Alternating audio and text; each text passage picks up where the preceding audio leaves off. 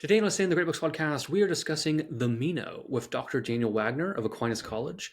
The Meno is a rich dialogue, particularly on the subjects of virtue and knowledge, but it is also well known for being a dialogue on education because of the subtle lessons that the drama of the dialogue actually gives us, how each soul in the dialogue actually responds to truth. In fact, the Meno has been called the secular Bible of St. John's College simply because of its ramifications on the nature of education itself. For those following along on our schedule, you might have known that this week we were supposed to discuss the Meno with Montana Classical, our friend on X, but that recording has apparently fallen into the abyss and I cannot locate it. So we're going to jump ahead a week and discuss the Meno with Dr. Daniel Wagner, who does a fantastic job, particularly on the mathematics and geometry behind the famous scene of Socrates leading the slave boy through what he already knows. And also, as an aside, we are going to read Sir Gawain and the Green Knight for Christmas.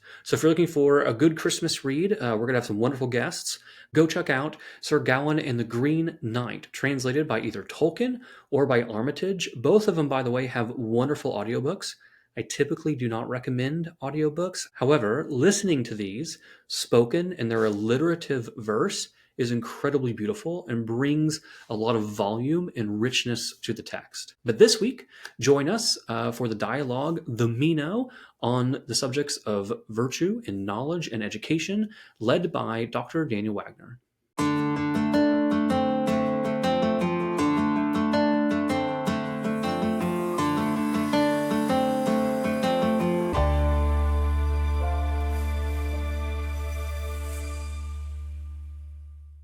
Welcome to Ascend, the Great Books Podcast. My name is Deacon Harrison Garlick.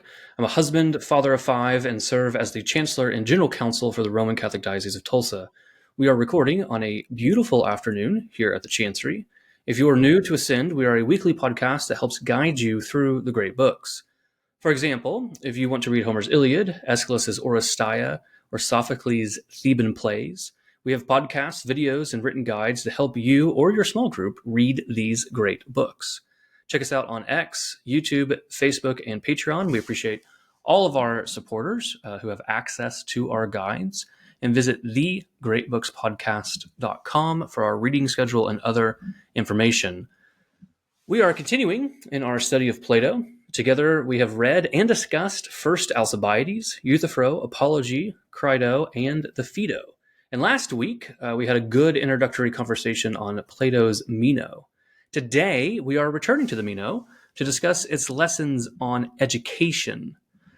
To help guide us, we have Dr. Daniel Wagner, who serves as the Director of Catholic Studies and the Chair of the Department of Philosophy at Aquinas College in Grand Rapids, Michigan. And he is also serving as a fellow with the Lyceum Institute, an online educational institute dedicated to classical intellectual tradition of the Western world. Welcome, Professor. Thanks so much for having me, Deacon Garlick. It's a pleasure and an honor, and I'm excited to participate in your treatment of classical education today. Yeah, no, I appreciate it. I appreciate you being here. Tell us a little bit, just to get started on the Lyceum Institute. You guys are very active on X. I think that's where I've seen you guys, but what's your mission? What's your purpose? Yeah, excellent. So the Lyceum Institute is online digital education. It was founded by my good friend, Dr. Brian Kemple, and it's for anyone that takes the intellectual life seriously. We are fully aligned with Catholic teachings on subsidiarity, and our approach generally, we focus on the mastery of language, both through the trivium, grammar, logic, rhetoric, and then also the classical languages. So we offer courses regularly on Latin and Greek.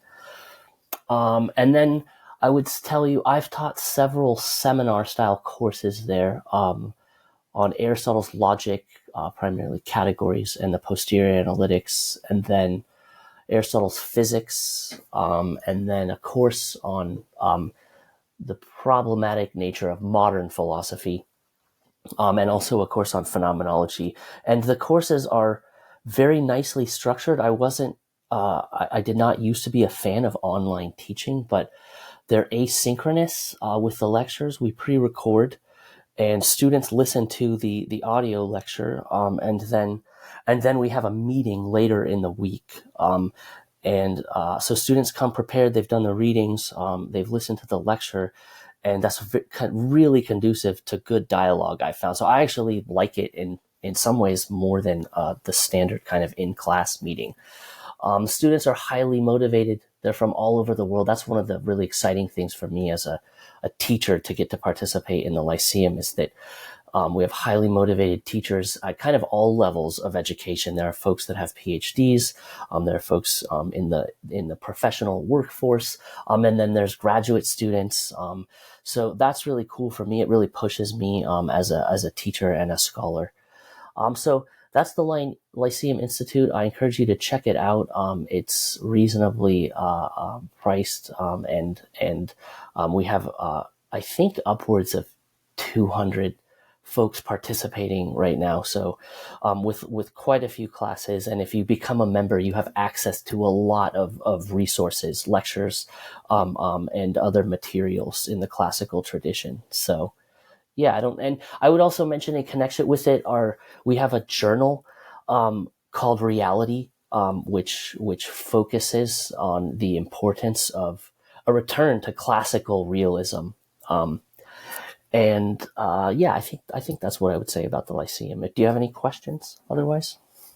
I mean, where do I sign up? It sounds excellent. That's what I'd like to do. I mean, I spend my day, I'm an attorney, so I spend my day reading contracts and, handling conflict and untying knots and things like this.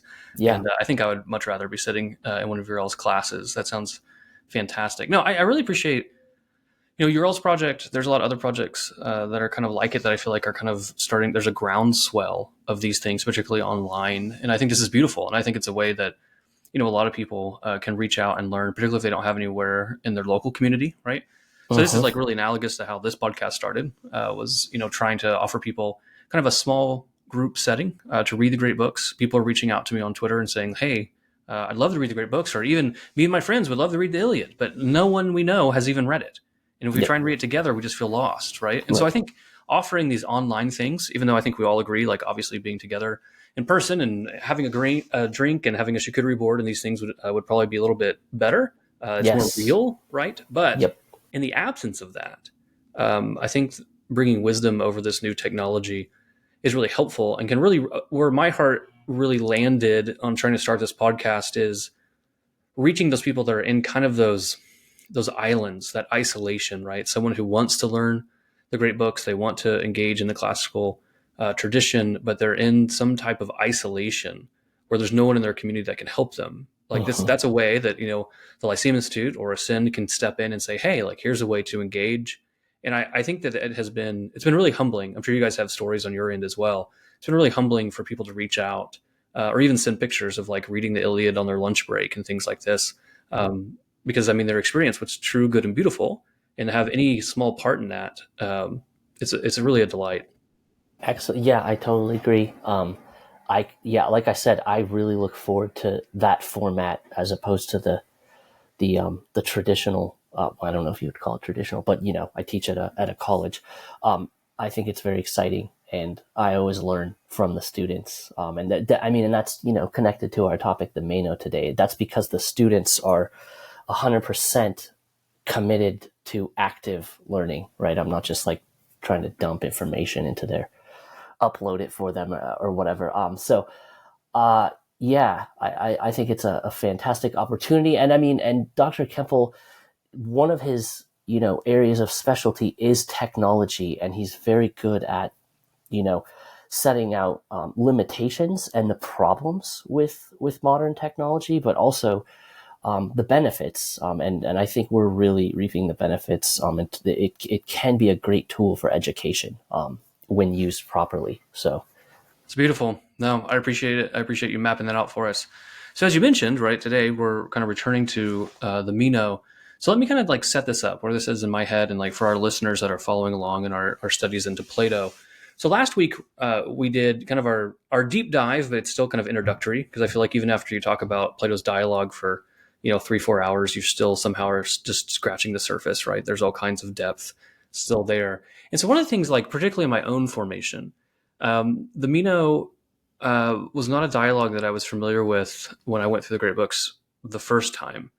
And as I read through it, it's like it's a conversation on virtue, but in certain ways, it feels like it's that via negativa to a certain degree. Like we end up kind of talking about what virtue is not, which is a true type of knowledge, right? So to learn what something is not is a type of knowledge.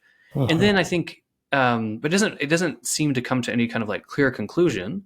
And then typically when people talk about the Meno, what they always talk about is the episode of the slave boy. And it's like, okay, we're going to draw geometric formations down here in the sand or whatever, and the theory of recollection, right? And so how much do we push into that? How much does he really hold to this, et cetera? And so as I kind of read it and reread it and even talked about it last week, I mentioned that the translation I ended up picking up was this one by Eva Brand and her kind of compatriots. And they have a wonderful introduction and wonderful notes. And I really actually appreciate this translation. But one of the things it says in here, in a quote, a lecture she gave elsewhere, she talks about the Meno as the secular Bible of St. John's College. And what that really caught my attention outside of its just like being a phenomenal claim is Mhm. that I saw nothing in this dialogue that would merit that. And so I was like, no, I've missed something, right? So Right, like, right, I got to right. go back to the text. And so last week, I feel like I was just kind of in the shallow end of trying to understand, like, oh, wait, there is a strata of education here, right? There is a way to compare, say, Meno, his slave boy, Anytus, to compare how they're interacting with trying to be instructed. And so I appreciate you coming on today because I kind of reached out, to my betters and said, who maybe could have a conversation on just like Meno and education. And so they were like, "Oh, you got to have Doctor, Daniel Wagner on. He's going to come on and unlock all the mysteries of Plato for you." So that's what I was promised. Setting the That's what I bar was high. promised. We're looking forward to it. But yeah, I mean, do you have a particular love for the Meno? Like, how do you approach it in your class? Like, what's a good way to Mm. get started? Yeah, I love this dialogue. I think probably it's my favorite dialogue, although that's difficult. I love the Republic also. But I love, because of its connection to education, I actually start my intro class is called Know Thyself, and I start the class. I mean, I start with a reading of Aristotle's Metaphysics 1 through 2, just to get an idea of the meaning of philosophy with the students. But the first real deep dive into a text is Plato's Meno. And I do see a really strong connection there. So um, maybe with respect to what we mean by classical education, let me just tell you what I think real quick, and maybe you can add to that or correct me, um, and then I can kind of connect it to the Meno as a dialogue in general, if that makes sense. So I think on a classical education model, the first thing is we understand that learning is about inculcating virtuous habits of knowing in the person. And that's really important because not everybody thinks of education like that.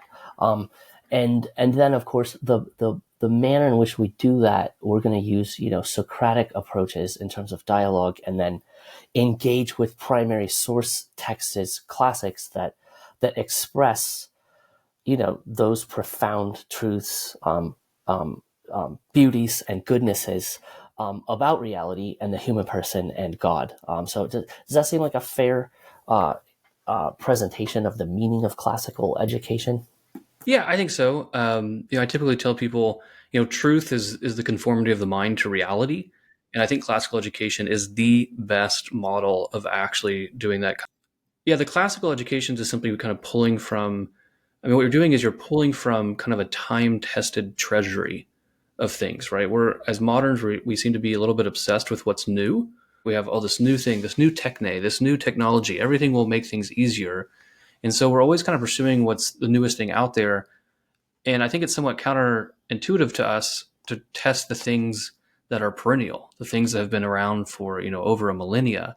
And so I think that classical education, my children are in a classical school. I've really come to appreciate it because I see them engaging in subjects proportionate to their age, but engaging in subjects in elementary school that I don't think that I really even thought of or had any kind of tangential relationship to until maybe college and undergraduate. Even then, I was still very lost. It wasn't until grad school that I kind of stumbled into, I think, what I would see as actual education, not simply maybe by a clarification by contrast. So much of modern education is simply a training, it trains you for a societal function, usually not even a societal function, just an economic function. You're just Mhm. kind of a cog, and you can go do these skills, and you better hope that the economy doesn't move past what your skill set is or advance in some way, and then you get left behind and you go back to school and get trained again. But there's no real formation of the actual intellect. And I think this is even at a really high level. So uh, I was at Ave Maria University and did master's work in theology, and that Mhm. was my kind of core formation. I came into the church down there, and I went from there to law school. And that contrast could not have been any more clear between actually being formed and being trained. Because I remember Mhm. being in law school and it really dawning on me like, oh, we're never actually going to discuss what justice is. We're Mhm. never even going to discuss what a law is. We're just Mhm. going to memorize complicated systems and apply them to complicated fact patterns and train us to kind of see these patterns of logic, and whoever's the best at this kind of rises to the top. But we're not actually going to learn about like what is our role within inside like the common good. So even like when I critique education as a training, I don't mean that to belittle certain areas or whatever. I mean, I would say that even of my law school training. So I think classical really is the formation of what's true, good, and beautiful in a very time tested way.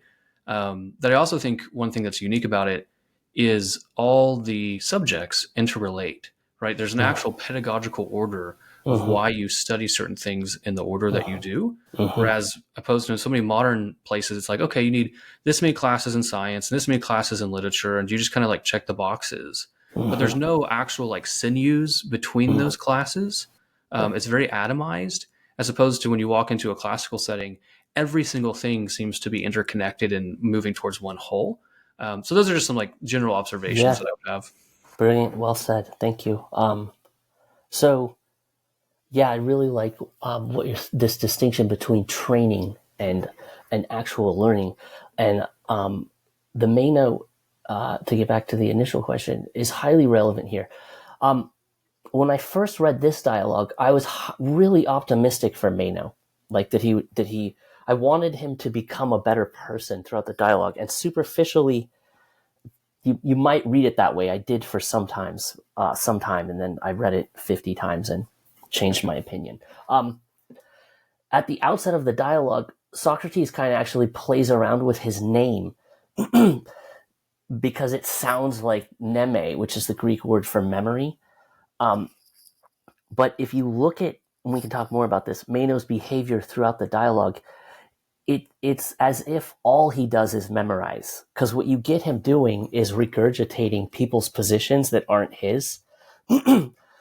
It's Gorgias, or it's what he's learned from the Pythagorean school in terms of mathematics, and then ultimately, after he gets kind of perplexed by Socrates, he ends up just regurgitating Socrates's words to him in an unreflective way, if that makes sense. So I think one of the points there that Plato wants to make to us that he doesn't say explicitly, but it's there kind of between the lines, is memory is obviously an essential faculty. In fact, there's a text, I think maybe it's in the Republic, where he lists that as like the first necessary condition for being one of his students. If you don't have a good memory, you don't get a study philosophy with a stat and mathematics, right? So but it's instrumental, right? It's not the end in and of itself, and it's certainly not ordered to making us look cool and have power in oration, which is I think what Meno wants. So I think that's a really key. I think that's something that the Meno speaks to already, is that learning isn't just about rote memorization. That's obviously key, but rather it's ordered towards nous, intellectual insight into reality, if that makes sense. Yeah, it does. No, I appreciate what you said there. I didn't take Meno to really have any type of maturation throughout this dialogue. He Mm-hmm. stays very flat. And even when Socrates kind of leads all the way through this thing of recollection and does all these things, Meno's questions back to him seem to almost convey that they've made little to no impact. That entire like, so I didn't take Meno to have this. I contrasted him to what we saw in First Alcibiades, where at least Alcibiades seems to have part of that perplexity, right, which plays a role here too, Mm-hmm. where Alcibiades at least comes to understand what he doesn't know, and that leads him, at least on a somewhat, a somewhat real level, that he wants by the end of the dialogue to follow Socrates and learn what justice is. Right now, whether or not, doesn't seem he did that, but at least in that dialogue, you've seen some type of like transformation. The Meno, I found him to be flat. I think I would couple. I like your observations on his responses. He does seem to have these like cut and canned responses because that's very sophistic, right? That's the Yep. sophists where Yep. he has these like clever sayings, and Socrates even critiques him for this at one point. That the only reason he likes one of the definitions is because it's kind of purple prose, right? It sounds fancy, it sounds good. It's not really about whether the definition really conveys to reality or not, but rather like can the definition be used in some kind of like as a gain of power or a gain of something. I think that's one thing I would want to tether his responses to is what is Meno? How does Meno see his own purpose in education? Like, why does he want to know things? Because we have almost no context for this dialogue. It just opens up with Meno Yeah. being like, "Hey, what is virtue?" And I think one of the questions I would have is like, why does Meno want to learn about virtue? Is it to conform himself to reality? Is it to do that to become virtuous, or is he looking for some kind of definition that he can use in rhetoric and arguments or something, right? Like, what's the Yeah. purpose? Because if he's the Yeah. student, like, what's the purpose of him coming to the teacher to learn? Yes. Yeah. I can respond to that. Go for it. Yeah. So I think you can get an answer. First, I do want to say I didn't say this, that the term neme means to remain, right? So I mean, so your interpretation, I'm 100% on the same page with you. Meno is like this perverted form of just staying in the same place. And by the way, this is not original to me. So I'll take the opportunity to recommend a commentary by Klein. Excellent work, and he makes this point. So yeah, if you just look, so the dialogue starts right with Meno asking this question: is virtue teachable? Do we have it by nature or in some other way? Um, um, and Socrates responds with the methodological point, right? That he doesn't know what virtue is, whether it's teachable. He's so far from that, he doesn't even know what it is, right? And this is a really important point because he's got a methodological approach to answering questions. He's famous for asking this question, TSD, what is it? Right. And that's what he does. You guys have read the Euthyphro. It's the same procedure. You probably notice, like, actually the procedure that the elenchus or the challenge that he brings to Euthyphro is parallels almost identically the challenge he brings to Meno, if that makes sense. So those are good texts to kind of look at together. So if you look at Meno's behavior, though, he says, sure, I can tell you what virtue is, and then we'll be able to answer as to whether or not it's teachable. He clearly believes at that point, right, that if he's being genuine, that is teachable, okay? He thinks he knows what it is. Also, he tells us because he's learned it from Gorgias. So it sounds that we're getting Gorgias's approach to the meaning of virtue. But then we get this series of definitions from him, right?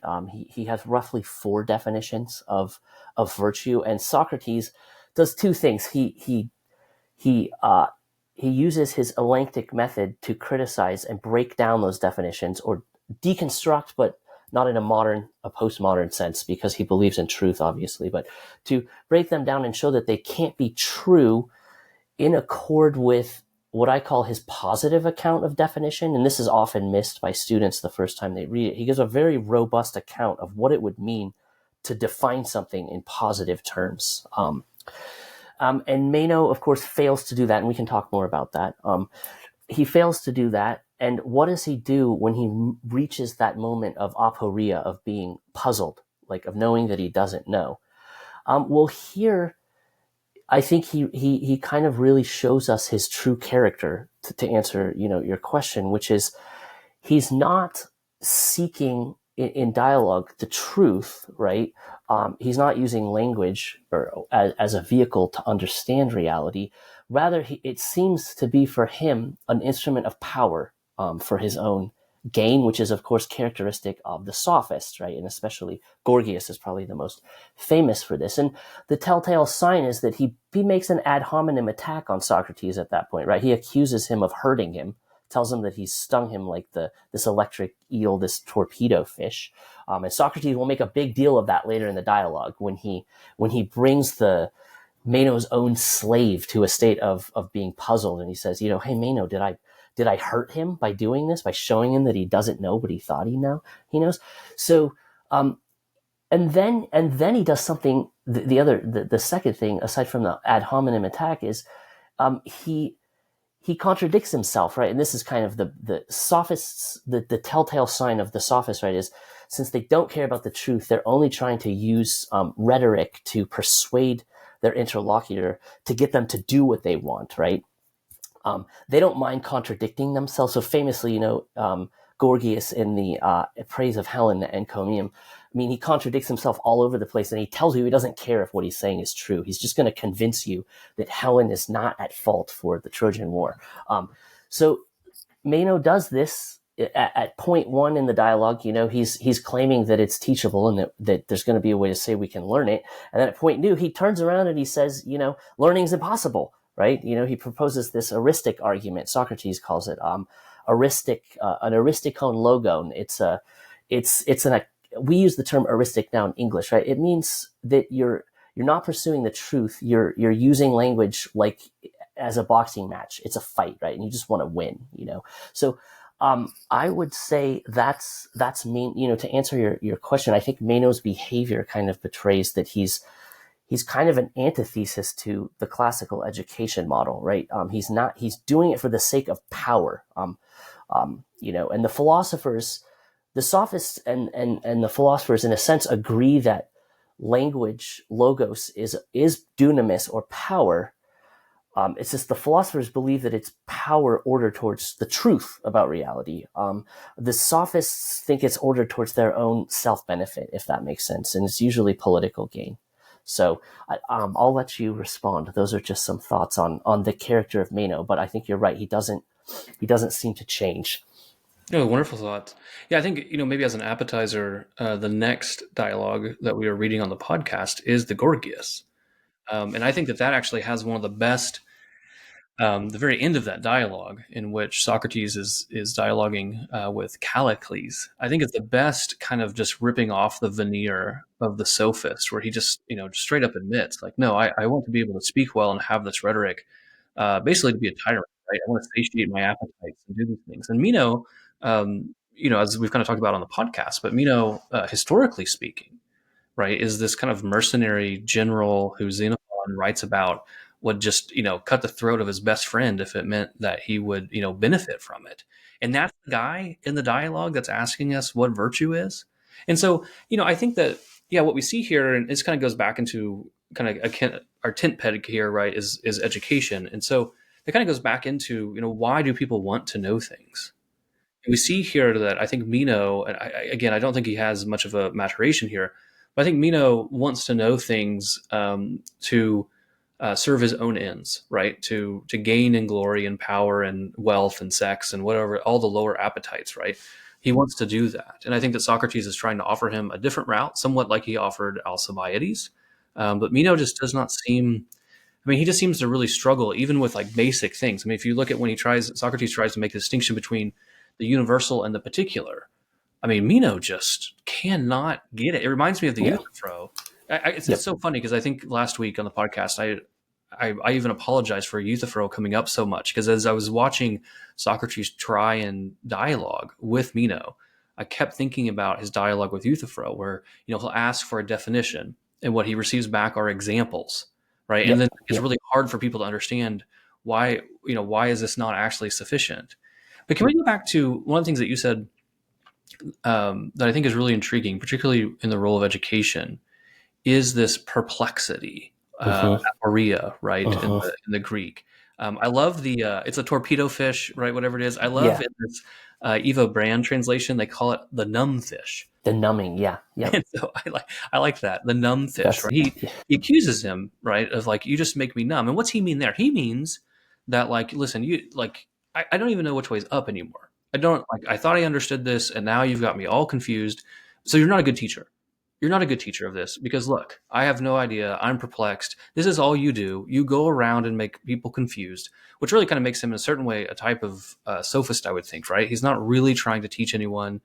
And Socrates kind of pushes back on this. Like, what's the role of this perplexity in Hmm. teaching? Yeah.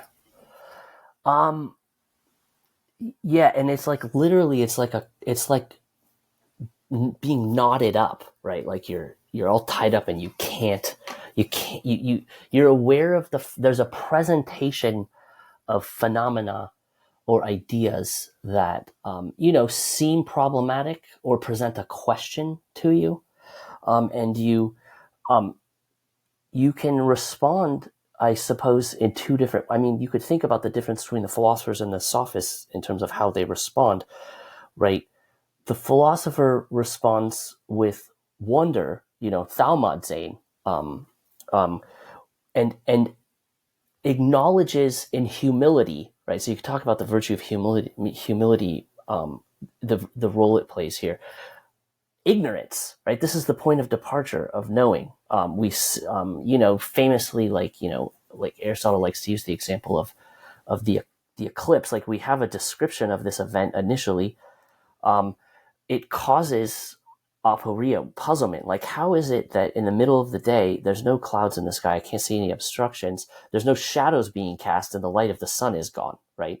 And this is a source, this wonder of great scientific learning. Or if you're angry, I mean, you can become angry and proudful, could be your reaction too, because your ignorance is exposed to you. I don't know what's happening here. So I think that the idea of the puzzle is massively important for us in learning. It's intellect gives us the ability to observe states of affairs, and that leads us to curiosity. We become puzzled. We're interested in why things are the way that they are, and this is kind of the source of scientific learning and understanding for the human being. Plato's obviously huge on it. Aristotle, of course, as many know, he always starts with aporia, right? All of his books, he's going to have a section where he tells you the subject he's studying and basic comments on methodology, and then he's going to go through the puzzles, because they kind of are what guide our inquiry, if that makes sense. And they ground you. A nice thing about puzzles too is they ground you in questions that really matter in terms of who am I, what's the good for me, what's reality, and that sort of thing. So thinking about Meno's response here, this is why Socrates thinks this is like, I'm not going to say it's the greatest evil. You guys read the Phaedo, right? He thinks the greatest evil is misology, the hatred of rational discourse. This is like that, though. If you deny the possibility of learning, you're never going to seek the good and become better. So Meno's heuristic argument: either we know or we don't know, and in either case, we're not going to learn. This is really kind of pernicious to self-actualization and the good of the human person. It's Socrates despises it. Yeah, no, very good. Yeah, I think that maybe it's just as moderns we're not used to this, right? This kind of that perplexity, being stung by the numb fish, because I'm not sure we always have an appreciation for coming to understand what something is not is actually a step forward in coming to know what it is. And I think even in my own education, I didn't understand this until I studied theology. And so much of understanding God is simply understanding what he is not. Like even a lot of our definitions for God, like infinite, right? He's just not finite. Yeah. Now, trying to Yeah. positively state what that means is Right. very difficult, right? And Yep. so, this is what St. Thomas Aquinas talks about, the via negativa, right? There's a way that we can come to describe something through these negative terms, and Socrates seems to do this, and he does this really well, particularly with our common definitions, right? We have common understandings in our head.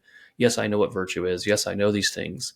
And when he comes in and ties us all in knots and we become perplexed and etc., I do agree that you can get angry. I think Meno's an analog to a certain type of student who doesn't like that, who doesn't want that, right? He just wants the answer so he can utilize it, right? It's very much, it goes back to almost like that training. It's a very utilitarian understanding of why we have knowledge, right? He wants to trade that knowledge for kleos, for glory, for these types of things.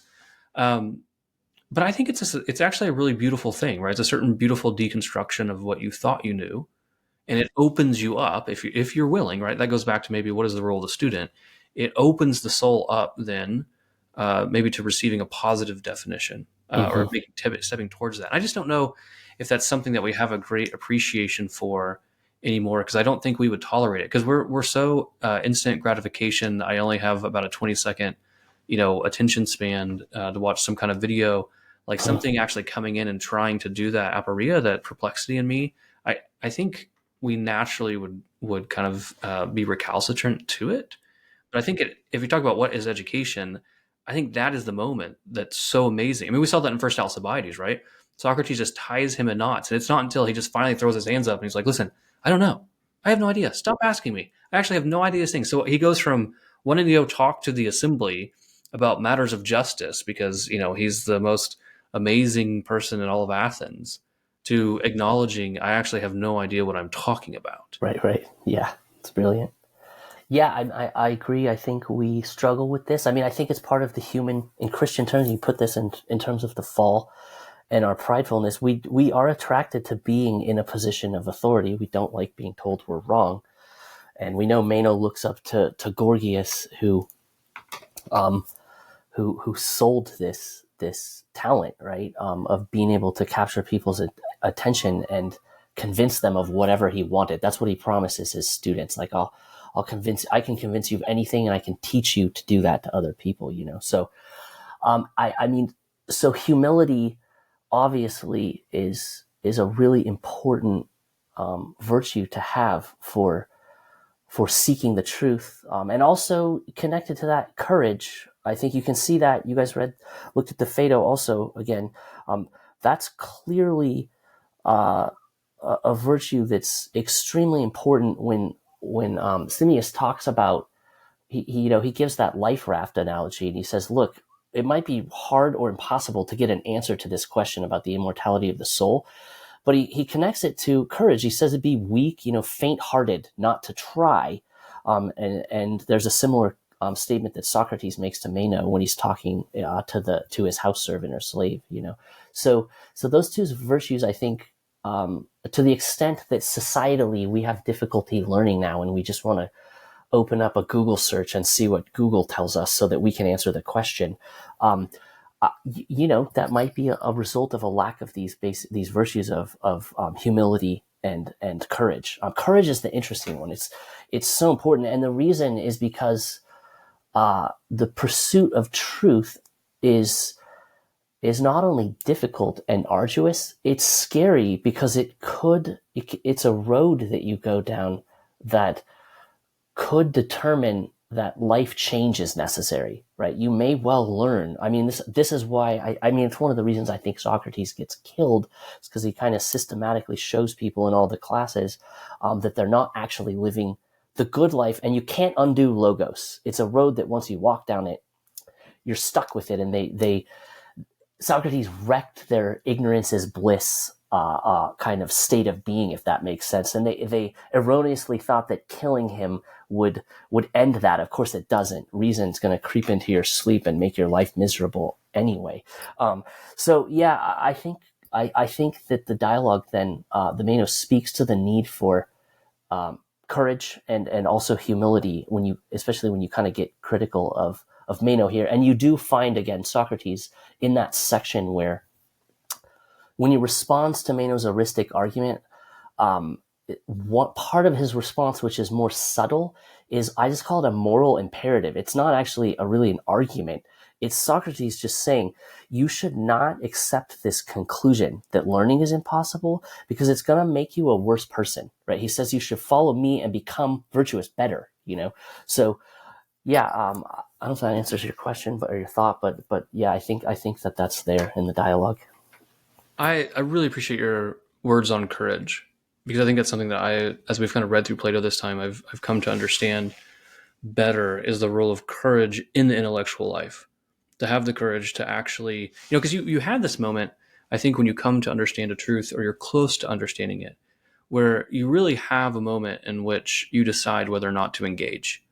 Am I really going to embrace this and realize what I know is wrong and admit that and open myself, Mm-hmm. or am I going to push back? Right. I want to think better of him, but I kind of think of the end of the Euthyphro where he just says, you know what, I'm really sorry. Like, I've left the oven on. I have to leave. Goodbye. Right. But there has to be some type of courage there. And I don't. We talk a lot about, at least maybe in the Catholic circles, we talk a lot about docility. We talk about humility. Even I think used those words maybe too much last week in the role of the student. But courage is I think really really important, particularly in today's age in which we don't conform our minds to reality anymore. We ask reality to conform to our minds. Mm-hmm. And I think having the courage to actually pursue that truth is something that's really unique. Let's look at though, his answer to this. So Meno kind of critiques him in a really interesting way, which is, if you don't know these things and you're the numb fish who's also numb, like how are you going to know if you have actually even find the thing that you're looking for? Which I thought was a legitimate critique. Mm-hmm. And we Mm-hmm. kind of get into probably one of the most famous narratives of probably Plato in general. Mm-hmm. Um, because people who don't know anything about Plato for some reason know this passage where he takes, slave boy and he's going to start drawing geometric formations in the ground. And he asks him these questions. And, supposedly this is going to show that the soul already knows all these things, this kind of theory of recollection, and that we're not really learning per se, at least not in this life. We've already been reincarnated enough to know everything, but we're kind of just so this teacher just has to tease this out of the soul, and it comes forward. One of my preliminary questions here is geometry essential or accidental here, right? Is there something about math that actually is tailored to this conversation, or is it easier to explain? Why does he not just take the slave boy and explain virtue to him to show Yeah. that he can do this? Like, why does geometry all of a sudden pop up in the middle of this dialogue? Yeah. So before I mean, in connection with this, a really interesting point, because I think earlier we talked a little bit about you expect this dialogue to be about virtue and to give you a kind of robust account of virtue, and it's really kind of disappointing at the end, right? I can speak to, there are some positive things that we learn about virtue, but it's very limited. It's actually limited to only what Socrates needs to answer Meno's question. So it's kind of disappointing in that light. A really fascinating thing is that after Meno gives his first definition, where he lists out the examples, the virtue of the man and the woman and the slave and the children, etc., a really perplexing thing to me in my later studies of this is Meno actually finishes by telling Socrates there's a virtue for every action, and he uses this term ergon for every task or work, or I translate the word functional activity. Um, that there's one for, and he uses that term all, right? So it's a universal claim that he's making. And not only that, this is exactly how Socrates in the Republic ends up defining virtue. He appeals to this idea of the functional account. And that really the Republic is just a more and more nuanced account of the human functional act, especially at the level of intellect. And maybe many know that, of course, Aristotle is going to pick this up and develop it in Nicomachean Ethics, Book 1. So really fascinating that like Meno actually has like the kernel that I think Socrates and Plato would want to go after, which is this idea that what do these examples have in common? Well, they all identify a functional activity, and that's like really what we should focus on. And so they never come back to it. Like it never comes up again in the dialogue. That's really fascinating to me, since it's like the point of departure of the Republic, which really is focused on human virtue, specifically justice, obviously. So, why mathematics then? Why does he use a mathematical example in this, what he calls an exhibit? He's like, I can't prove this to you, Meno, but I'll give you a kind of exhibit. I'll show it to you in a way that can't be denied that we learned, is what he's doing. That terminology is actually itself from the mathematical tradition. So he's using kind of the language of the geometers to talk to Meno about how he's going to show him that the conclusion of this argument he's made is false, if that makes sense.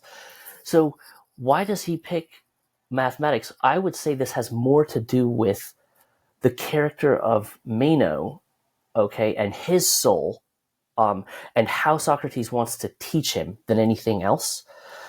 In the Phaedrus, Socrates basically expresses that the job of the philosopher is to identify the kind of soul that the interlocutor has.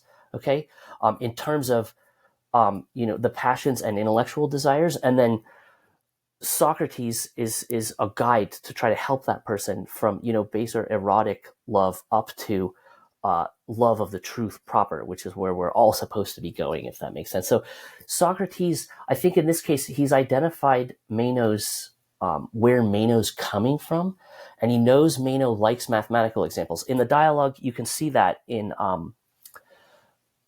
when in the second definition, after the second definition, the rule over others definition, Socrates gives him an example of how he asks him for an example, and Socrates gives him the example of defining um, um, shape, right?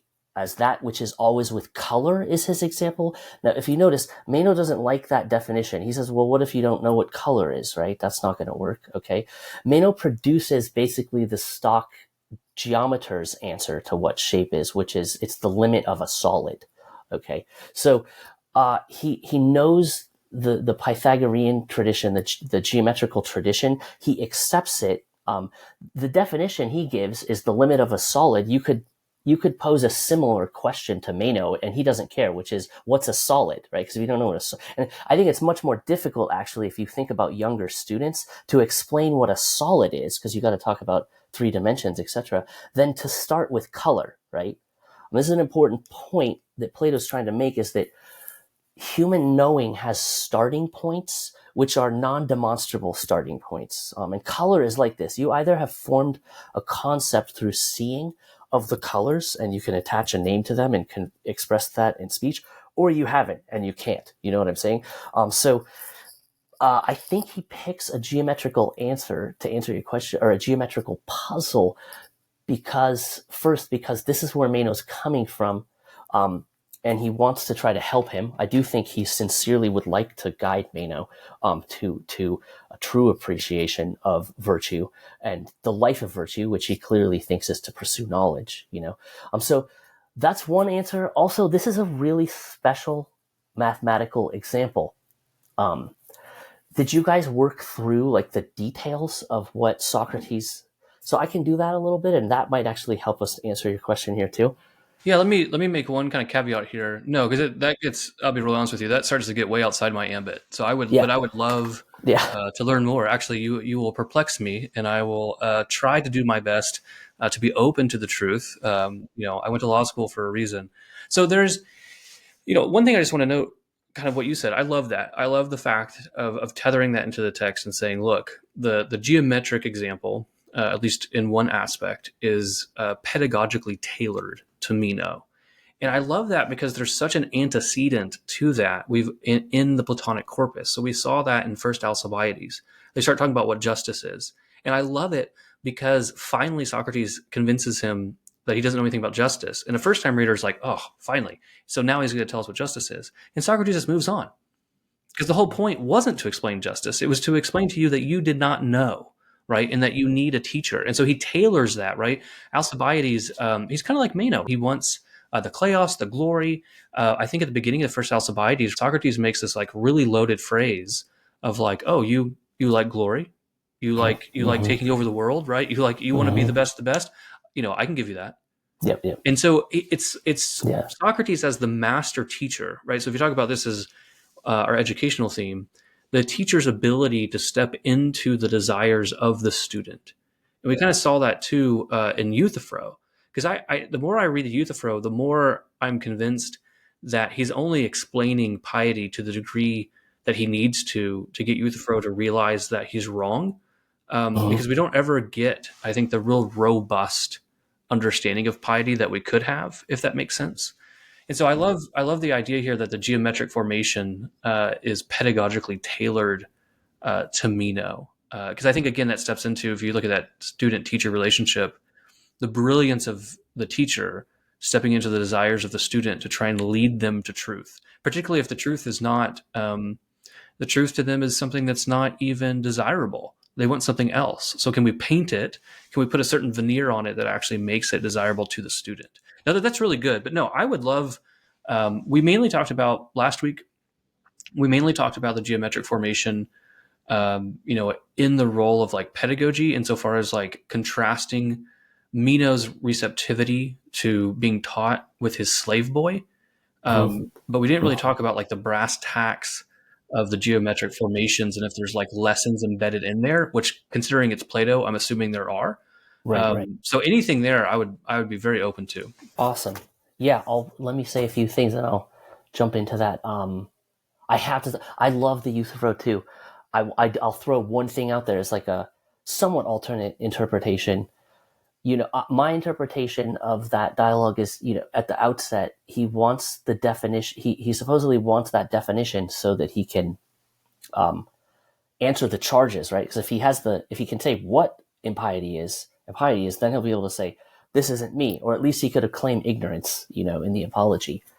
I tend to think that last definition that he gives, which is that it's the part of justice that pertains to our service to the gods, which Euthyphro can't explain what service is, but a really interesting thing there just to like chew on is when you read that, you'll notice that it's not Euthyphro does not propose it. Which is odd. It's actually Socrates proposing that definition. So that kind of jumps out at you that it's coming out of Socrates' mouth. And that suggests to me it's really kind of Socrates as a mouthpiece for Plato. And then when you read the Apology, you can kind of see Plato going to great lengths to show that Socrates actually meets that criteria, right? Which is kind of interesting. So, but he does leave it open-ended because you're like, yeah, well, he never gives a satisfying account of what that service would look like that doesn't somehow violate how we think about the gods as transcendent. So, anyways, I'm throwing that out there. It's kind of a No, fun. I'm going to send you a bottle of scotch because when we read the Euthyphro, I know like so because a lot of times like in a lot of ways I'm a first time reader of these. I've read some of them in the past, and so when we read the Euthyphro, I did notice like wait, it's Socrates, and I was like Yeah, Socrates. yeah, At that time, I was like, oh, Socrates is trying to push him forward to do something because it came from Socrates, which was odd in that dialogue, right? He doesn't pull it from Euthyphro. But then, Euthyphro says something hilarious where it's like, yeah, this is service, like a man takes care of cows. right. And the whole thing just Euthyphro's brain has melted by that point, and we're done. Like we're not getting Yeah, anything useful out of this. But because, and this is one of the benefits of the podcast, one of the benefits of reading the great books in chronological order and kind of having this dedicated study, is that I didn't really find an answer to that question. But then when we read the Apology, and all of a sudden, Socrates is just going left and right about being in service to the yep, gods yep, and blah, or yep. excuse me, the god and the daemon and all these things. I'm like, oh, when you read them next to each other, it's like one continuous text. Yeah, Socrates becomes the example of what true piety is, and the theory was that I was throwing out is that service to the gods, is not for the benefit of the god. It's to the benefit of the one doing the serving and to what they're attached to, right? So Socrates' service to the god is not to the god's benefit; it's to his own benefit and to the benefit of Athens. And I think that's I'm very happy to hear you say Uh, that because I think I that love it. I love it. but I think it's one of those things that you can show people that reading these texts in chronological order, or at least a Yes. pedagogical order, Yep, and yep. reading them in a dedicated way, you start to see these teachings kind of arise. And it's very beautiful. So anyway, I Yeah. I would talk I more about that, but no, I'm very happy to hear you say that. yeah, I would, and I'll just say another sign here, which is this is he he Socrates. We can talk about this in the Meno too. When he gives that definition, it meets the standard that he sets for Euthyphro when he's deconstructing Euthyphro's definitions, which is to define something, you have to locate it in a genus, a common kind, and then you have to differentiate it. And so he gets the genus, which is justice, and then he adds the difference in. So it's another reason, and he never refutes. So you notice, like, he refutes what Euthyphro says, but Euthyphro's long checked out of the dialogue. He doesn't care about the truth, and he's not really there, like you said. But that definition never gets refuted.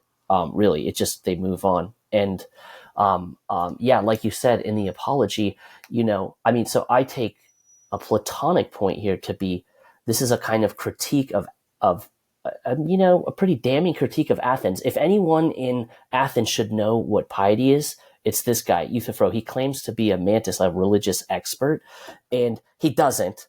And then Socrates goes in and he gets convicted of this thing that no one can define. And also it's incoherent, right? Like the beginning of the Euthyphro is very important there too, because he shows that you can kind of get whatever you want from the gods, Um, um, Zeus thinks patricide's cool, but his dad sure as heck doesn't. So, anyways, sorry, I couldn't resist because I love those dialogues too. Um, No, that is very good. All right, so what do we need to know yeah. So about, like, back the to the actual Meno. example? Yeah. So here's the thing. Meno, what comes out in this process is that he's obsessed with mathematical knowledge. It's his standard for what knowing is. I would call him a reductionist in this sense. So he doesn't accept Socrates' definition of shape as that which is always with color. Really important. Socrates tells him, by the way, I'm trying not to be overkill here with Stephanus numbers, but if you want them, tell me. Okay. If the audience wants them, I can tell you where this stuff is, but I'm trying not to be overkill there. But Socrates tells him that if he could define virtue this way, so this is kind of a key to the dialogue hermeneutically, if he could define virtue this way, he'd be satisfied. It's a fascinating line. It seems like a silly definition, right? It's that because we're like, well, I can know shape through touch. That's students' common, response. So saying that it's what's always with color doesn't make sense. But if you limit what he's saying just to our our seeing of shape, this definition is very revealing of what he's looking for, because color is a necessary condition for, and in a way coextensive with, logically, our apprehension of shape, if that makes sense. So what he wants Meno to do is to define by attaching an attribute to what you're defining with necessity. Like he keeps saying, it has to always be there. Go along with it, is basically what he's saying. So interestingly, Meno just brushes that definition on. If you do the exercise of kind of thinking it through, though, about your phenomenally how you see shapes, you're going to realize, like, oh, there's something to this. Like, if I take away shade and color differentiation, I don't see any shapes. So Socrates has a point, like, when you think about seeing shapes, there has to be color there. Okay, these things will always be together. And he tells Meno this is like a paradigma. It's a model for him. So what does Meno do? He's like, no, that doesn't work. What if you're blind? And he regurgitates this geometrical definition that he's given, because he has an obsession with that kind of knowing. And of course, there are other kinds of knowing, and this is part of, I think, this is another reason Plato would use this particular example in geometry, because it's a geometrical example that's going to rely on knowledge that's not mathematical. That's where I'm going with this. It's kind of interesting. So what he does in this example so to set up the context, right, he's given the theory of recollection, and we can talk about that more. I don't put much stock in that. I think, again, he's appealing to that theory because it's commonly accepted by the Pythagoreans, and he knows that Meno knows that theory and likes it. He's heard it before. He's comfortable with it. There's no defense of that theory, really. And the theory presupposes the theory of ideas or forms. It can't work without it. And he doesn't even mention that theory in the dialogue. Like, Meno could have asked him, if he was being critical, how on earth in death do we come to know all things? You know what I'm saying? And he doesn't. They just move on. So at this point, he tells Meno, look, I can't prove this, but I'll give you a kind of showing, an exhibit that we learn. And he calls over the house servant, and he uses this geometrical problem. So he imagine he's like drawing, with a stick. He draws a square in the sand, and he tells the servant, the square has a side length of 2, and he asks the servant, what's the area of that square? And the servant studied math a little bit and is able to say it's 4, right? Okay, so that's pretty cool. So then he then asks him to solve this puzzle, which is really complex. What he asks him is, what would the side length of a square with double the area of this square, the one with 4, what would the side length be of that square? Okay, so we know that we're looking for since the area of our first square is 4 and he wants the doubled area, we're looking for a square that has an area of 8, right? Okay, so the servant is, not totally unclever, so he just tries to double it, right? And he says that it's 4, okay? And Socrates is like, well, if you do that, what's the area going to be? And he says 16. So that's twice the size of the square that we're looking for, right? And now the servant doesn't give up, right? There's still an option here in terms of whole numbers, okay? And he's clever. He knows it's got to be between 4 and 2, and in whole numbers, there's only 1, right? So it's 3. So he says 3, okay? Clever servant. Of course, the problem there is the area of our square now is not 8, but 9, right? Okay? That's the point at which you have the same moment. You have a parallel between the house servant here and what had happened to Meno when Socrates showed he didn't really know what virtue is. He reaches the moment of aporia, perplexity. He knows that he doesn't know, right? And that's because it's not a whole number, okay? You can't quantify this thing. Okay, so just to move a little quickly there, what Socrates does is I'll try to draw, I have a white sheet of paper here. I'll try to draw this picture real quick. My hand's a little shaky and I'm going to do terrible. But basically imagine a diamond kind of shaped like this. Each square is a square with an area of 4, okay? And you put those together and you get that first answer that the servant had given, which you get a square with an area of 16, if that makes sense. And what Socrates does is he asks him questions, and he starts by saying, well, if I draw a diagonal through one of the squares like this, what's the area of that triangle? And the servant's smart enough to know that we've just divided this square with an area of 4.5. So that area has to be 2, right?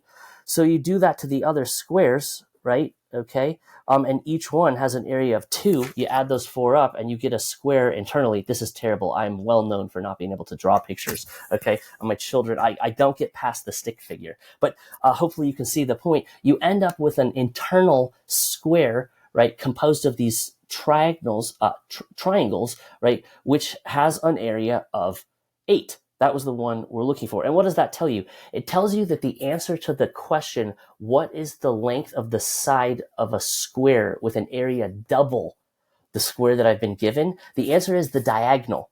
Okay. And if you're a geometer, you know the diagonal and the side is incommensurate. That means that if one of those is a whole number, the other one cannot. It will be, an infinitely repeating fractional number, if that makes sense. That's really fascinating. This is a humbling moment for the mathematician, the one who thinks that the only kind of knowledge that we can have is limited quantity, right? Because the point here is that here's something I know. You can't doubt this after this showing that we've been through. It's clear that the answer to the question is the diagonal, and yet you can't give a limited quantitative answer, right? Because it's not a whole number, if that makes sense. So it's a nice geometrical. I say it's not an accident. And by the way, this is Klein's insight also. So I have to give credit to that master of this dialogue. So it's a nice way of making this point, right? Even in mathematics, there are things we know that, strictly speaking, we cannot perfectly quantify, right? And there's a way in which they will remain mysterious to us. So you relate this to our inquiry into other objects of knowledge. I think a point here is we shouldn't reduce all forms of knowledge to mathematical knowledge.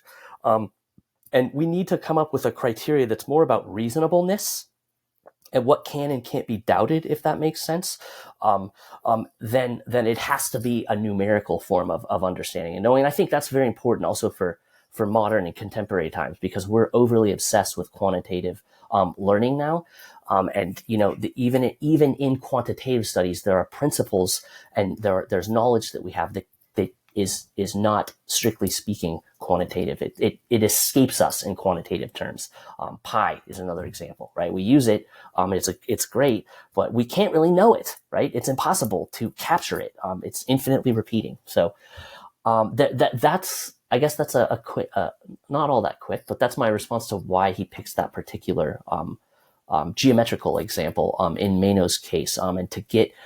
If Plato was famous for wanting, you saw this in the Phaedo, for wanting knowledge to be mathematical, I think, all around, but also clearly that's not like a static position of his. And he's trying to point in the direction of there are sources of knowing, like we know what color is starting with experience, and we can use it to talk about shape, um, that aren't reducible to quantity. And virtue is like that. It's not that kind of thing. So if you started by thinking the only way we can know is in a mathematical way, you're never going to answer this question. No, I really appreciate that. No, thank you for walking us through that. Because that shows like the brilliance of Plato, right? So the because what you get then, if I understood correctly, is you get this geometric example, which on its face is trying to answer the question of recollection, but the actual species of the example given is actually tailored pedagogically to Meno to Mm-hmm. show him the limits of the type of knowledge that he has a predilection towards. And so this is again the brilliance of Plato and the way that he writes in the dialogue format. So no, I deeply appreciate that, and you kind of like uncovering that for us. Do you think that, or what are we supposed to take away from Meno compared to his own slave? Yeah. Because Yeah. so there's two. So we're running with this theory, or we're focusing, I should say, on like the strata of education. So you get Meno, who just doesn't. He seems to be very recalcitrant. He's not malleable, etc. And then the speed. That's another thing. The speed at which Socrates can teach the slave boy Yep. is phenomenal. The slave boy, he's like yes, no, and like you mentioned, which I thought was very good, is that you even get like this little example of aporia, of the perplexity in the middle of the example, and Mm-hmm. so we see how that can help him course correct. So like it seems like to me on its face that like Meno. And by the way, I'm not sure Meno gets any of these lessons. I don't think so. But I don't think so. right. But we're trying to. So Yeah. that's what Yep. we're trying to do. Not be like Meno.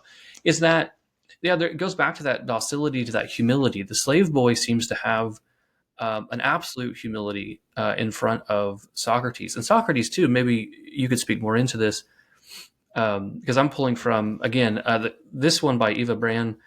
She is a student of Klein, of Jacob Yep. Klein, Yep. so she credits his commentary on the Meno in this as well. And if anyone's, I really liked your pictures, but if anyone would also like Yeah, some good that's much better. diagrams, this one has some really good diagrams to try and follow what's going on. But yeah, the Meno just seems very docile, or excuse me, Meno slave boy seems very docile. And one of the footnotes here explains that Socrates actually uses like familial or parental terms when Mm. referring to the slave boy. There's like a certain intimacy that kicks in between the two, as opposed to then Meno, who just seems to like Socrates does all this, and then Meno's response doesn't even seem to clue in that he's even observed anything. Like Yeah. it's like like he's just No, he just wants to go back to, he just goes right back to, can we teach virtue? right, which is it's really reminiscent of that part in the Euthyphro where Socrates is like, okay, well, we've come full circle, right? Because we Yep. have that here too. We have a full Yep. circle. Yep. So, I mean, any thoughts there on Meno and his slave boy? I mean, it really just seems like they're being contrasted as different types of Yeah. students. Yeah, I think that's absolutely right. Great insight. That that and how embarrassing is that? I suppose because this slave, it's so there's a. I mean, I call it. I kind of use like some Aristotelian terminology here, but it's not totally foreign to Plato. But this is a kind of demonstration of the fact that learning is possible because you just watched it happen. And also, based on what he's told us, that means we've just seen virtue taught in some sense, right? So it's a kind of demonstration of the fact that, yeah, we can do this. And Socrates actually says to Meno in this section at one point, he says, look, I don't really care if everything I've said is true. And at that point, what he's told us is he's presented the theory of recollection, and then he's given this geometrical example with the servant. So my interpretation is everything else is the theory of recollection. I mean, I think it kind of is irrelevant whether that's true or not. It's a possible, maybe a plausible account, but it doesn't have to be true when you go through an exercise like this, where Socrates uses his method to just ask questions to answer this question. Like, yeah, in some sense, learning happens, right? Whether it's recollection or something else. But let's just start there. That's like an opening to get you to be a virtuous person. Because if you start by saying learning is impossible, you can never achieve the human good, which is to learn, So, and I think you're exactly right. I think the slave is then an example of being virtuous, right? And he has the humility and he has the courage. And look how quickly he learns. Whereas we spend pages and pages of pages reading about Meno, who just seems to be stuck in the same place, So yeah, I agree with that, and I think that's a great thing for students to think about, and to show that anybody, doesn't matter what, because here you have this guy in the aristocracy or whatever, very wealthy. I think he's from Thessaly, and then you've got his slave that learns, so, and is virtuous. So I think that's a cool part of the dialogue, that of course virtue is teachable in some sense. We still don't know what the sense is, I don't think, but later I think that comes to the fore. And it has to be the case because we just watched it happen, Yeah, no, I really appreciate that. The I do want to lean into, because on this read, I very much saw and had a greater understanding of the fact that the theory of recollection was simply being used for a greater purpose. Mm-hmm. And one thing that's interesting, I mean, obviously we can have debates about how much we're supposed to, believe him on certain things and etc. But it is interesting when Socrates tells you, like, he does give commentary on his own teaching at times. And even in this dialogue, at one point we should contrast with the theory of recollection. He says, I'm not sure how much I would insist on this. Yes. Yep. It's a religious myth that he's kind of picked up. And I like that because I really like it because when we were reading the Phaedo, it was unclear to me whether or not Socrates was willing to separate the theory of forms from the theory of recollection, whether those two things would actually be able to be divorced from one another. Because in Christianity and like Christian Neoplatonic thought, right, it will drop the recollection but retain the theory of forms. And so the theory of ideas endures, right, particularly in, say, like St. Augustine and Yep. these things. Yep. So here I really liked that comment because it kind of softened something that I'm not really sure.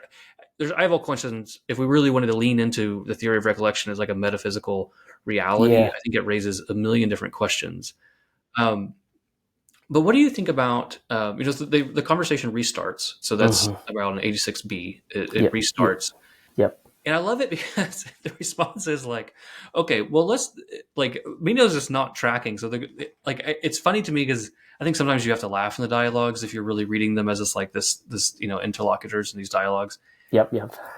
He just like restarts of like, well, okay, so is virtue something teachable? Let's assume that it is something teachable and talk about it right after we gave a whole example of the fact that it's only recollection. So that even further kind of shows you.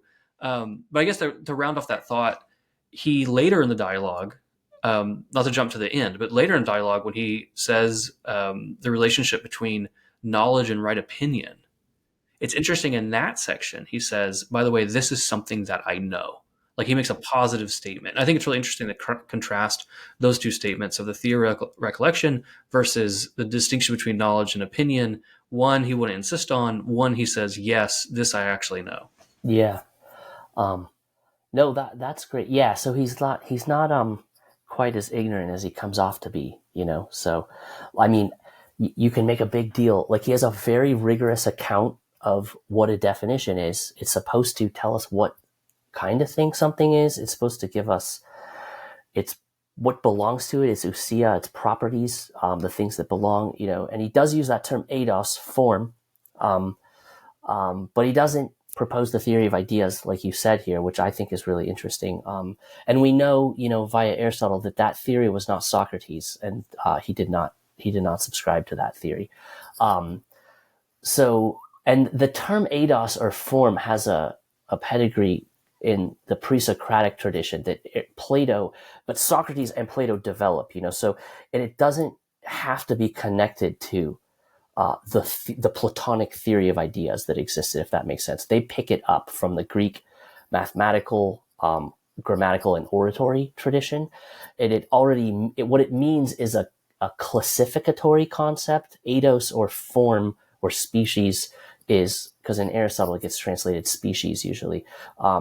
It's a concept of concepts that classify things, if that makes sense. So he's picking up, you don't have to connect it to the supposed theory of ideas, and I don't think you should in the Meno. And I mean, we can't go into this in great detail, but my reading of Plato is that he abandons the theory of ideas later. And there's famously, he gives Aristotle's it's attributed to Aristotle, the third man argument against the theory of ideas and the Parmenides, and there's no response to it.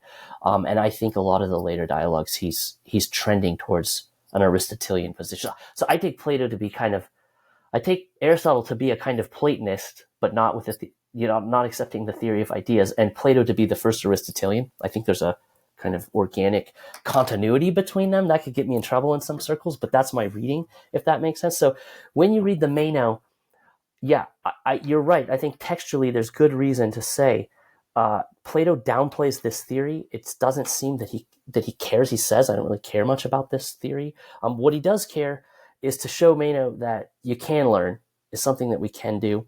And I do think he really cares to show in a minimal way that it is teachable, and in what sense, in accord with his own model of definition.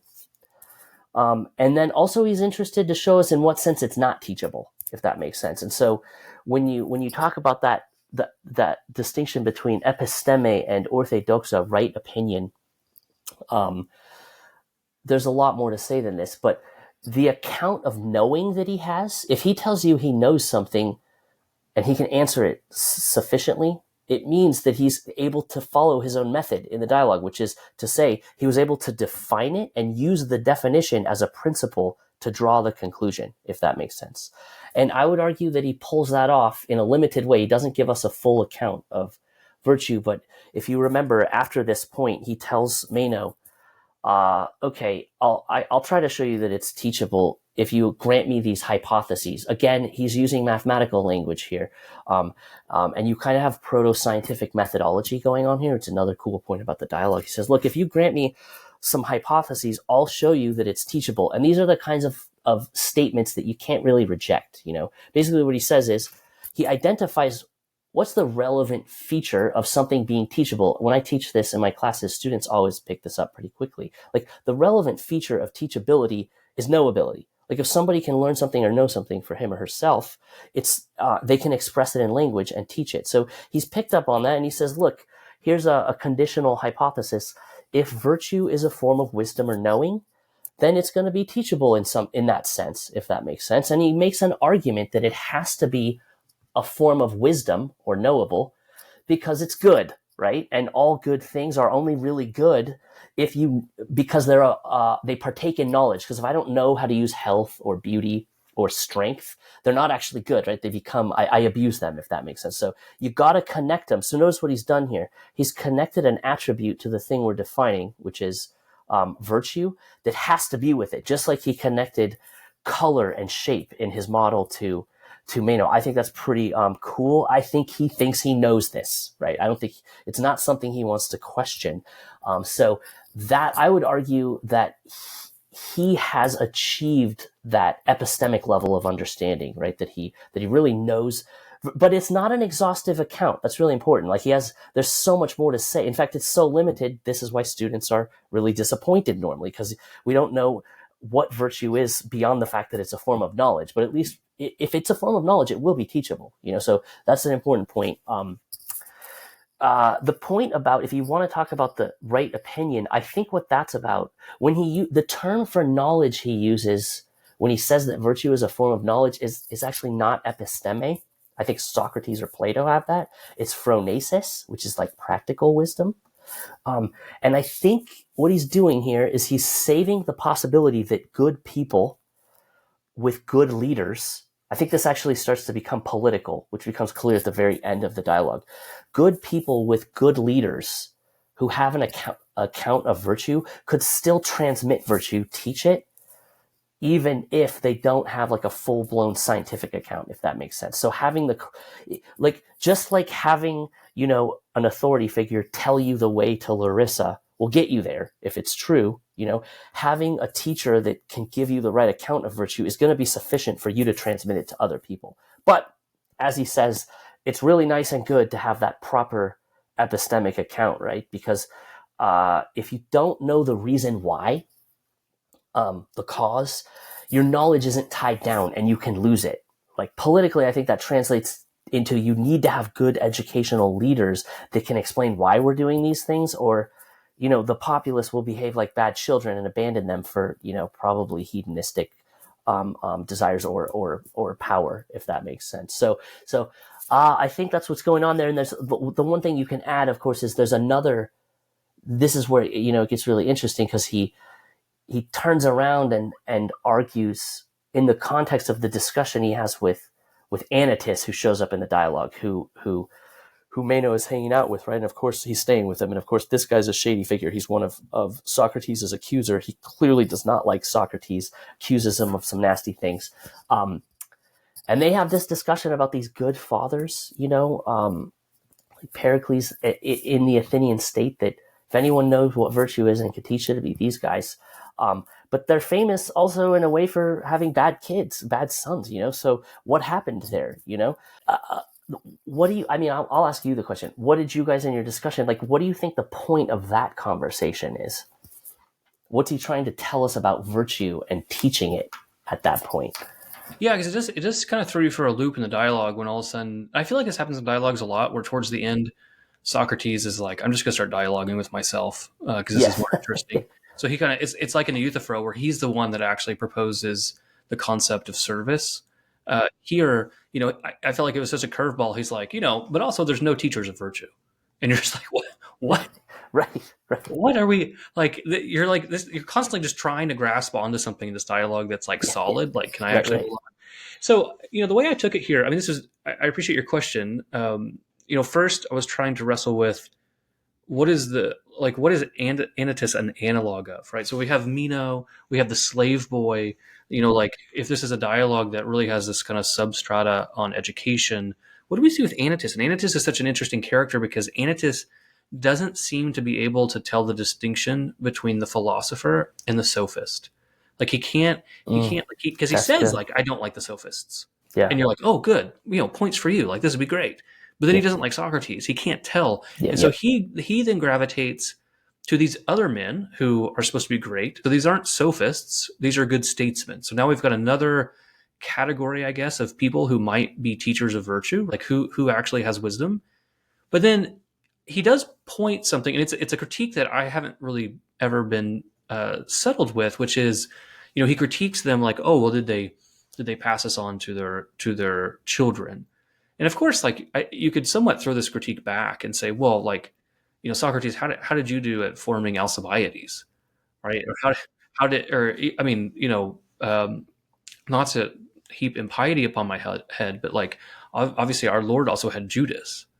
So do you put that at the fault of the teacher? And so there has to be one question here that I'm not sure is entirely answered, or maybe it's answered in an implicit way, and maybe we can draw that out. Is the teaching of virtue reciprocal in some way, right? So the teacher has a role, but the student has a role. So you can have a really excellent teacher like Socrates or our Lord, but that's not the 100% of the journey. There has to be some type of response by the student. So that's a question I have, because it seems like the dialogue is just there. It brings you to that thought process. But then the reason that I thought that he brought up the distinction between knowledge and right opinion is because it's an incredibly helpful distinction in saying well, wait, I see that guy and he's told me what virtue is, or he's had a good definition, or he's been virtuous.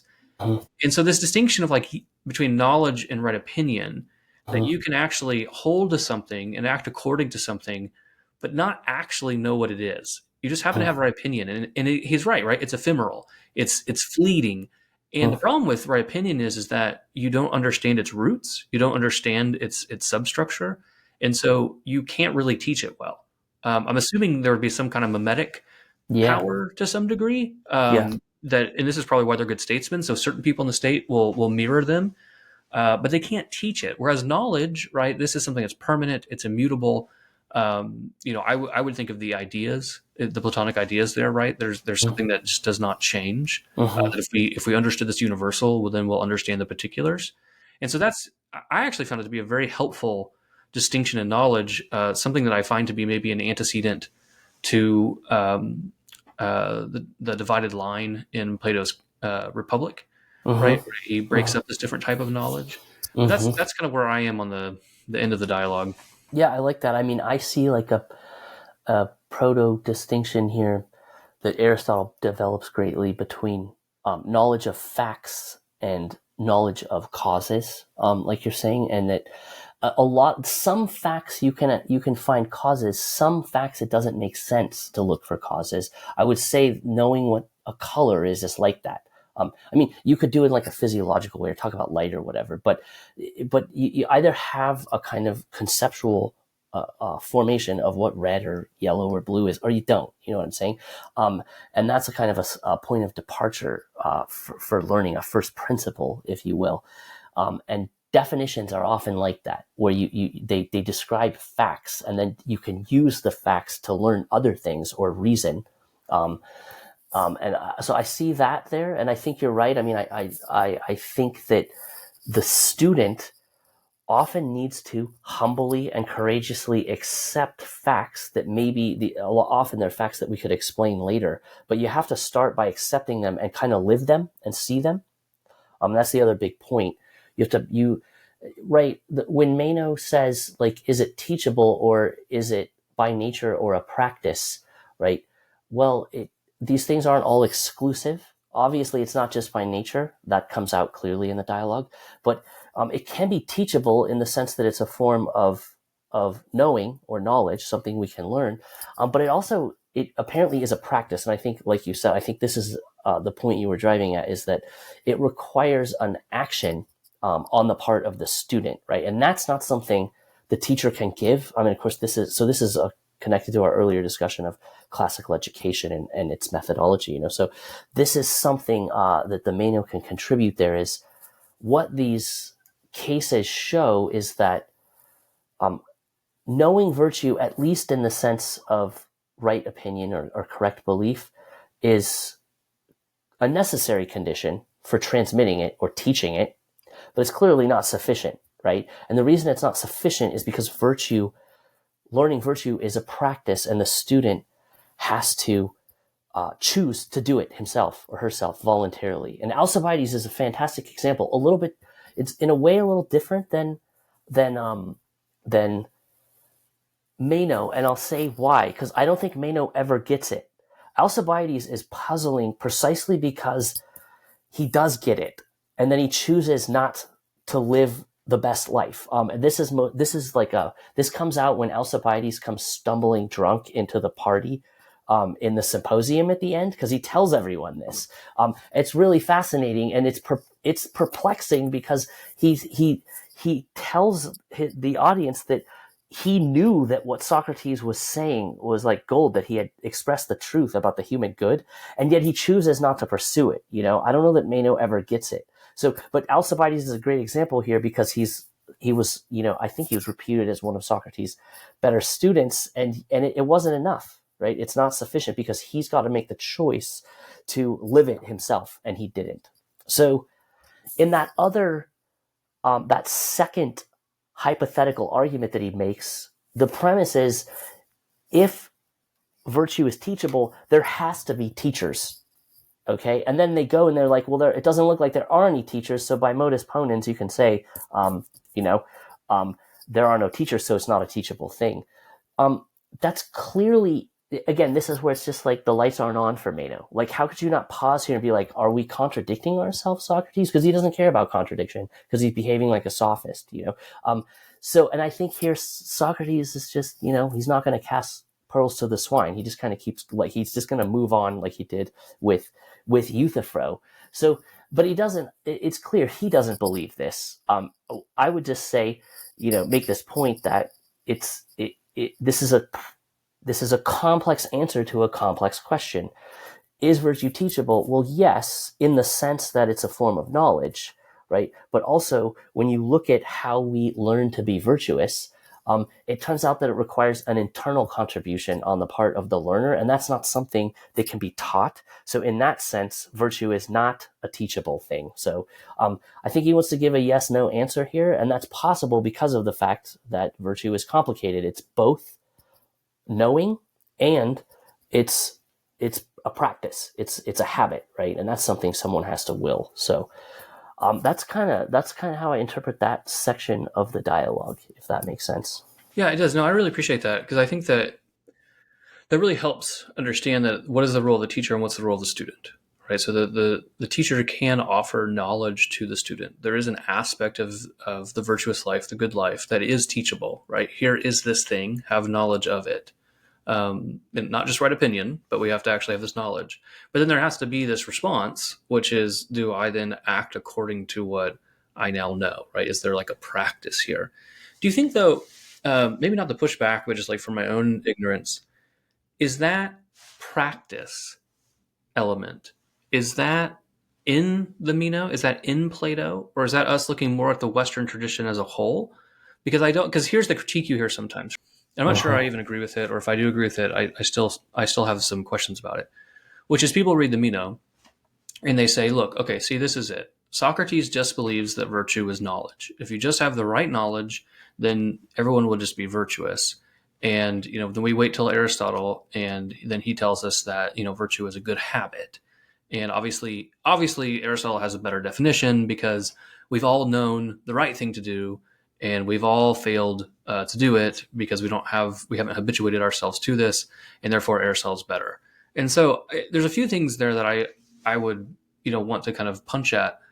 One is that is the relationship between knowledge and practice, that I think the tradition as a whole looks at, is that present in Plato? Like, because I'll be Mhm. honest, maybe I missed it. I don't see that full answer in the Meno dialogue. Mhm. Okay. Does that make sense? Yeah, that's Maybe cool. I've missed it, but I didn't see the answer to that. Yeah.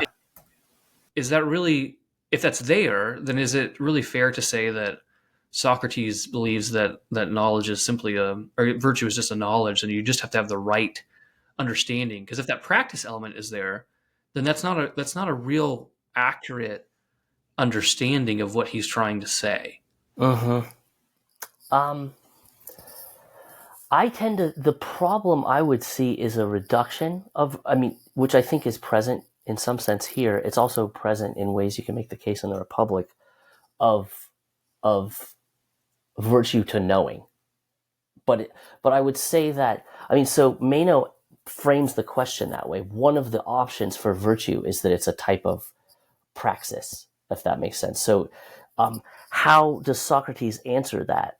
Um, I I interpret these later sections of the dialogue to point us in that direction, if that makes sense. So that right, what the examples of the good statesmen that couldn't transmit virtue to their sons show us is that knowing virtue is, there's at least, now he doesn't say this, right? I'll grant you this, but a choice has to be made on the part of the learner, and it's a particular kind of choice that would answer Meno's initial question in the affirmative when he says, "Is this a practice?" Yeah, it's something you have to do, if that makes sense. Um, so, I mean, that's an interpretation. Off the top of my head right now, I don't have a proof text where he just, but I think it's in there. I'll shoot it to you later. No, that's fine. I mean, I really like that picture. I really like the picture that the teacher can convey knowledge, and the student then has to convey practice. Practice cannot be conveyed by the teacher, and so we see this dynamic of education. I think we see that. I think that's certainly there in the broader intellectual tradition of the West. I'm just really interested. I mean, maybe it's a question that we can grapple with, on the podcast as we kind of move through Plato. Is, do we see that duality in his own teachings? Because I really like it, and so it's Yeah, it's interesting to me just how much of that is attributed to Plato. yeah, yeah. I mean, so in the, I mean, here I could go. I mean, you can go out of the um, the Meno and go to the Republic, where it's very clear that um, Plato's, anthropology, he gives the tripart division of the soul, right, as including passions, the spirited part, the appetites, and then the intellectual. And the issue is that when you think about virtue, it's, and this is on the table in the Phaedo also, is that it's something that the person has to choose to do, right? It's going to be a life practice that you seek, and of course, I would argue there's no, Plato's whole project it makes no sense if he doesn't think of virtue like this. He's trying to write these dialogues to kind of persuade, these rich kids that the best life is the intellectual life, and it works in some cases and it doesn't. What's the difference? Well, some of his students choose to pursue the intellectual life, and some of them don't. But it's an internal act. It's not something he can give them, if that makes sense. Now, does he have? I don't think he's worked out the account to the extent that Aristotle has, as far as the meaning of virtue as a disposition and so on. But it's at least there, I think, in seed. That would be my position. Yeah, that's interesting because if virtue is reducible to simply knowledge, then the failure of the student to become virtuous seems to lay completely on the teacher, Yeah, right? And 100%. that can't be correct because, or we would have to hold that Socrates failed Alcibiades, right? That Alcibiades is a testament to Socrates' failure to be a teacher of virtue. But again, and maybe it's cheating to a certain degree, but then we think of our Lord and Judas, that Right. our Lord failed to convey to That's Judas right. the possible, life of virtue and following him. That's probably not a theory that we're going to hold to anytime soon. So no, I like this. There has to be this reciprocity between the teacher.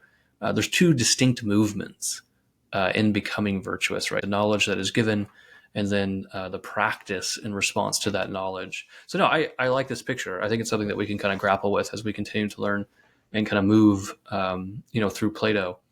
Anything else like on the Meno as you look at it as a whole? This is a well that we can keep coming to over and over again, but kind of on this like theme of education and kind of to the depth we've had it today. Anything that we've missed or anything that you want to circle back to?